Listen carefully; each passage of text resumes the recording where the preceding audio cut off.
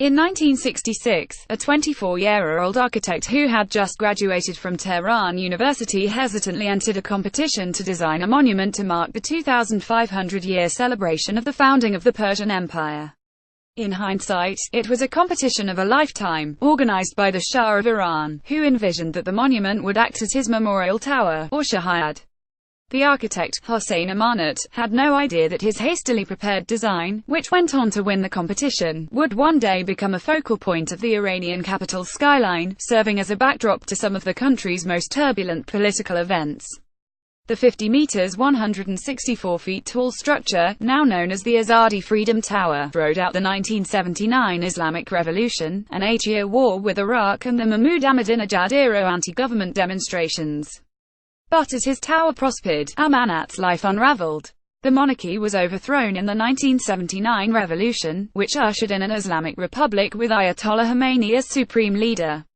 The Shah, along with many of those believed to be associated with him, left the country and there was a crackdown on the Bahá'í faith, which Amanat practices. Hossein Amanat. Photograph Saeed Kamali Dehagan for The Guardian. His name was put on a death list, and his belongings were confiscated. He fled Iran and has not returned since. The Baha'is are Iran's most persecuted religious minority. After the revolution, more than 200 Baha'is were executed in Iran because of their religious allegiance. In 1981, the religion was banned. Since then, its followers have been deprived of many of their fundamental rights, including access to higher education and the right to work freely. In July, at least 6 Baha'is were arrested in the cities of Gorgan, Kashan and Shiraz.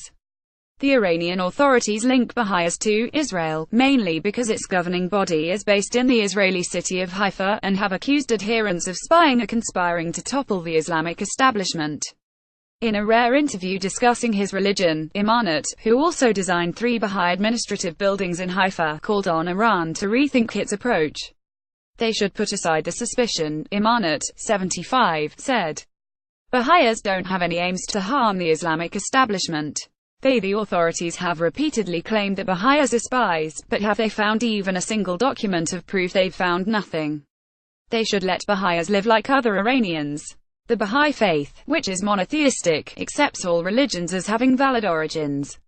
It was founded in Iran in the 19th century by its prophet, Baha'u'llah, who defined the purpose of religion to establish unity and concord among the peoples of the world, make it not the cause of dissension and strife. Nearly 300,000 Baha'is are believed to live in Iran, and about 6 million worldwide. According to Asma Jahangir, the UN Special Rapporteur on Human Rights in Iran, discrimination against Baha'is is legally sanctioned by a lack of constitutional recognition. A follower was murdered outside his home in Yazd last year by 2 young men because of his faith, a March report by Jahangir said, and at least 90 Baha'is are behind bars. Amanat was hopeful when Iran's moderate president, Hassan Rouhani, was elected in 2013, but said nothing had changed and the situation had even got worse in some situations. Iran has a special place in the hearts of the Baha'i community, he said. I'm saddened that my fellow Baha'is are under pressure. If they're given the opportunity, they can do good for their country. Amanat expressed regret for not being able to live in Iran and contribute more to its architecture. The Azadi Tower, he said, was an opportunity to design modern architecture using old language, to preserve the good things about a culture, leave aside the meaningless parts and create something new and meaningful. A tribute to an old human civilization, the monument was such that if this was erected somewhere else, it would have no meaning. You can't put Shahayad in Cairo. It took 5 years for the Azadi Tower to be finished.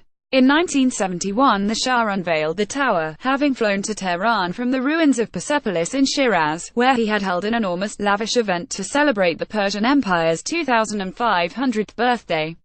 The Azadi Tower in 1971 photographed D.W. Busti Agostini. Getty images of all the tower's defining moments in modern Iranian history. One incident struck a chord with Amanat. I was touched deeply once when millions of people went to Shahayad in 2009 during unrest under Ahmadinejad, and then they were beaten up and many were killed, he said. I was so saddened by it.